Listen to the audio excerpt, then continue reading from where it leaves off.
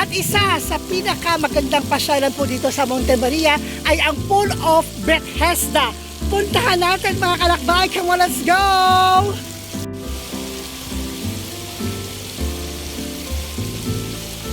This is the Pool of Bethesda. The El people waited and watched for an angel to stir the water. The hopeful, deceased people at the poolside believed that the first person to step into the water after it was stirred by an angel was healed. Ayan. But whoever drinks of the water that I will give him will never be thirsty again. The water that I will give him will become in him a spring of water welling up to the eternal life. So yun mga kalakbay, ito po yung Pool of Bethesda.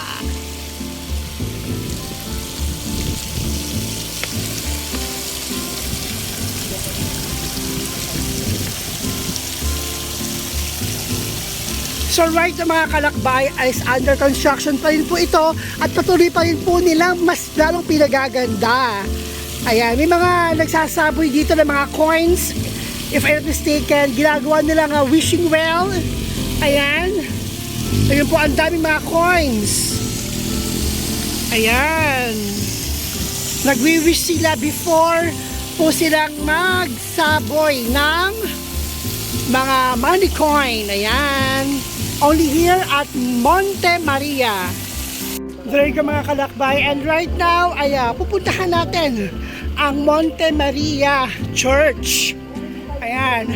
Upon entering the church, sasalubong po sa inyo ang the 12 Station of the Cross. As you can see, the 10th station. Come on, let's go. Ang mass time po nila is every weekdays, Monday to Friday, starts at 8 a.m. and weekend, Saturday and Sunday at 10 a.m.